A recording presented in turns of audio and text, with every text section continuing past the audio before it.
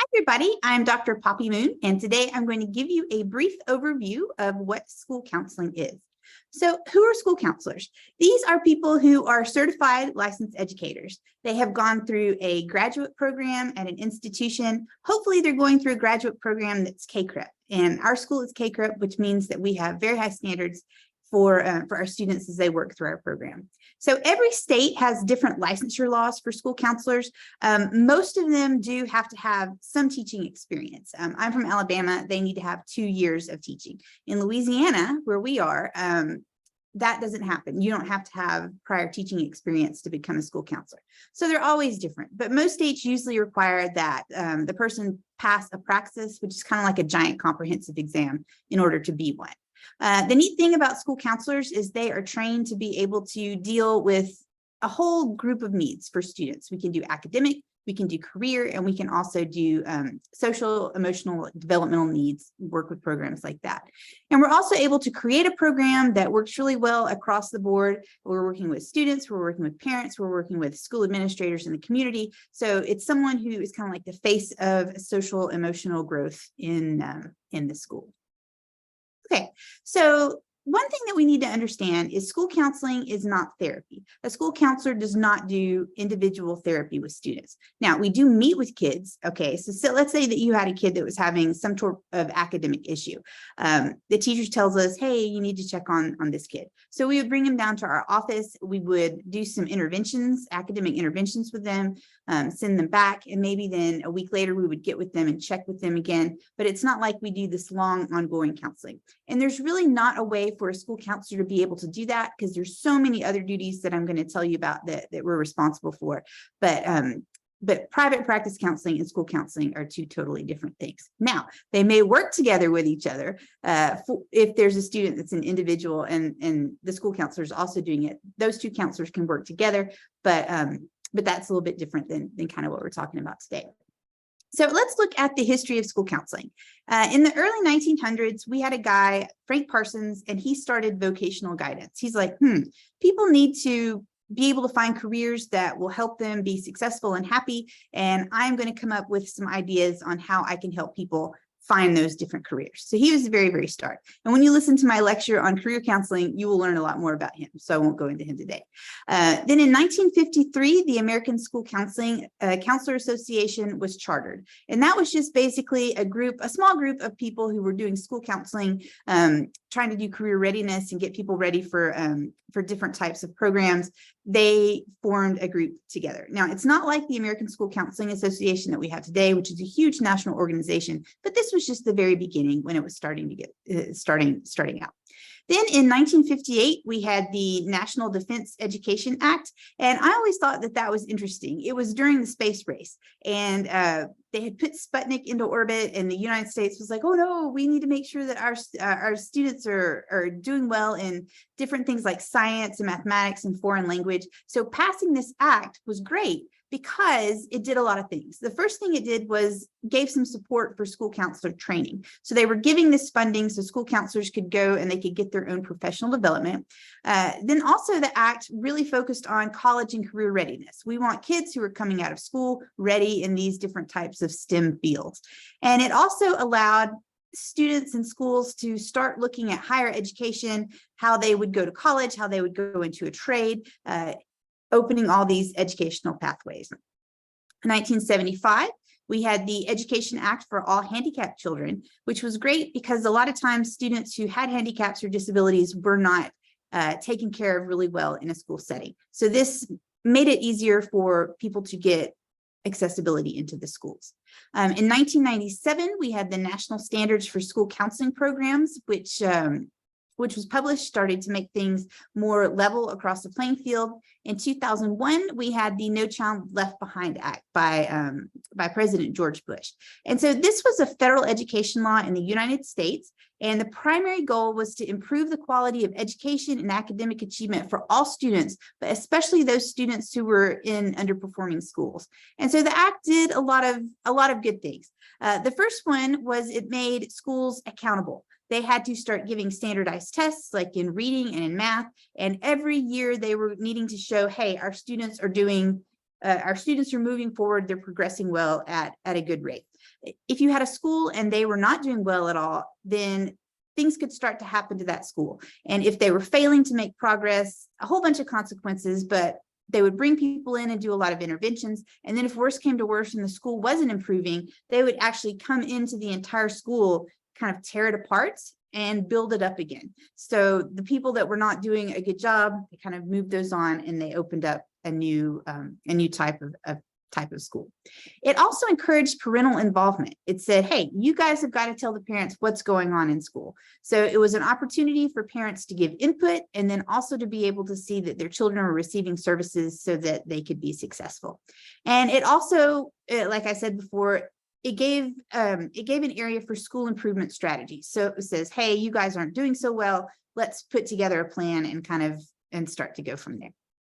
Now, the whole basis of school counseling rests on what's known as the ASCA national model. And ASCA is the American School Counseling Association.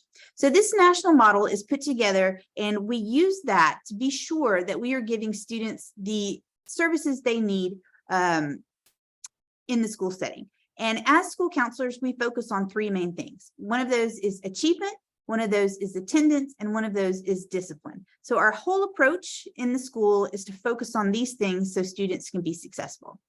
I think it's important to note that the ASCA national model makes us data-driven. So we will always look at the data at our schools and we will plan our programs accordingly. So let's say that I was at a school and they had a really big attendance problem. I would work with and I'll explain how this goes later, but I would work with the school to be sure that that is what we're focusing on the year, that all of our efforts are going to go into making students attend a school so that they can be successful. We want to be sure that we are giving services to all students systematically. We also want to look for things that are called opportunity and achievement gaps. And this can be where students kind of start to fall through the cracks. So when we look at data, we can say, hey, all of our Hispanic students are having a problem, or maybe our 5th grade Hispanic students are doing really poorly in math. And I would say, okay, hey, there's an area that we can go in and focus on academic achievement and close that gap for that particular group. We also are looking for gaps in, student achievement, attendance, and discipline. We're always focusing on those things. So let's take a look at our friend, the ASCA national model. There are 4 parts to it. The define section, the manage section, the deliver section, and the assess selection. Let's take a look at those. Okay, in the define section, we are focusing on student and professional standards. Let's take a look at those. Student standards are the ASCA mindsets and behavior for student success. If you ever are looking for something exciting to read, here is a book which comes from ASCA, and it's the ASCA National Model, a framework for school counseling programs. And in those, it talks about ASCA mindsets and behaviors. And these are things that we want students to be able to do. So sometimes those are behavior learning strategies, sometimes they're social learning strategies. The school counselor, we look to those to be able to set up our program. They're beliefs that we have about schools and what students can do in their schools.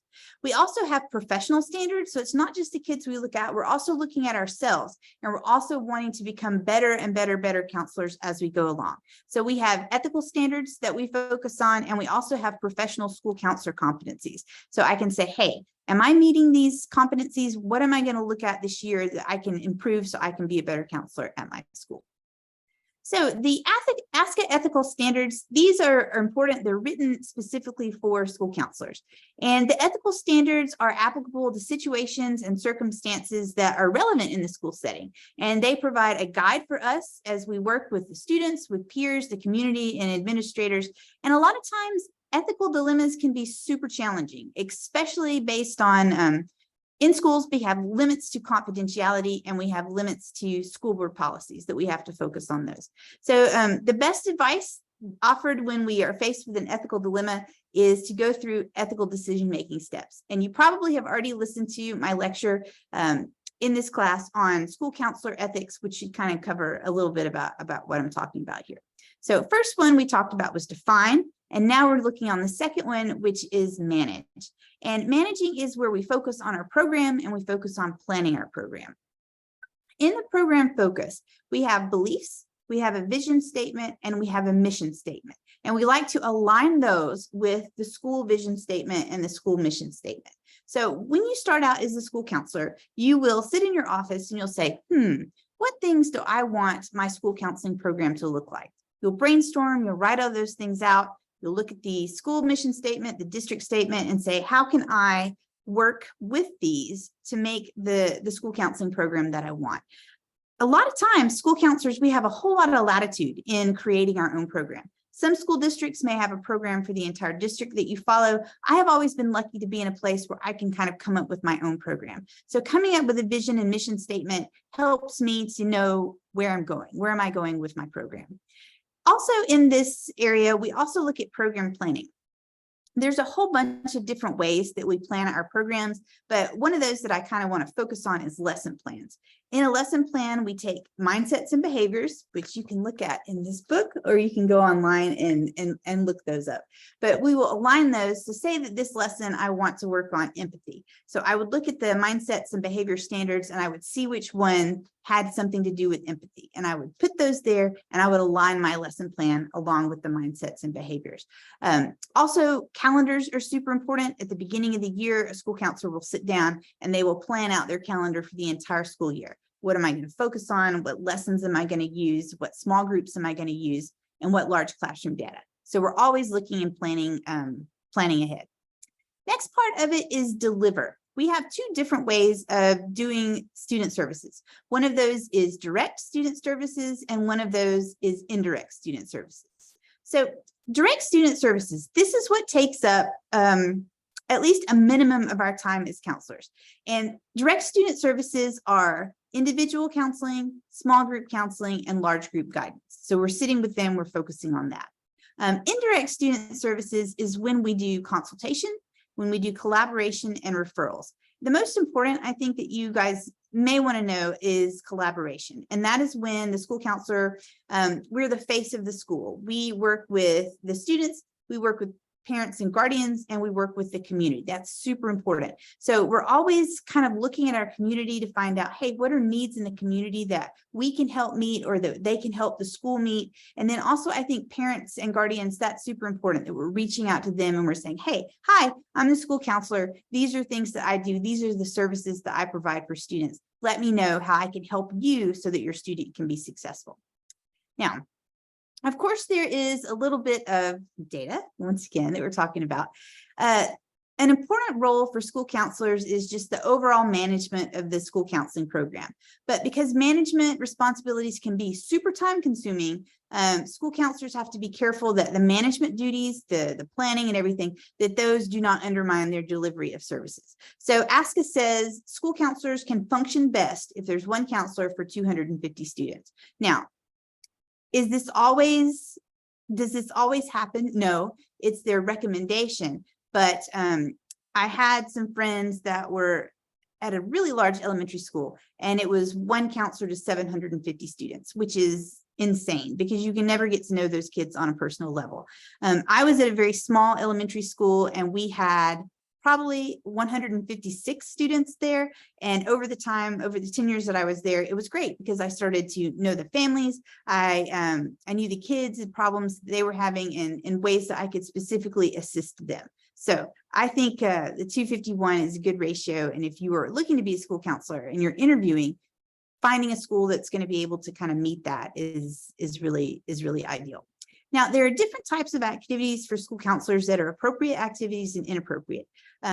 Just some of the most inappropriate ones that I know of is doing lunch duty. If you've ever been in a school, there's always teachers walking around during lunchtime to make sure that kids are behaving. And we don't want the school counselor have to spend 3 hours in a lunchroom watching the different classes come through and eat. That's just not a great use of time. Another thing, sometimes principals, especially if they do not have an assistant principal, may ask the school counselor to take on different types of administrative duties, maybe discipline, which is absolutely a no-no, because as school counselors, we want kids to come to us, feel comfortable talking to us and sharing their feelings and concerns. And if they know that you're the same person that gives out discipline, why would they come and talk to you? That just seems kind of foolish. So those would be some inappropriate activities. Okay, next up, we have assess. School counselors do program assessment, and they also do assessment and appraisal.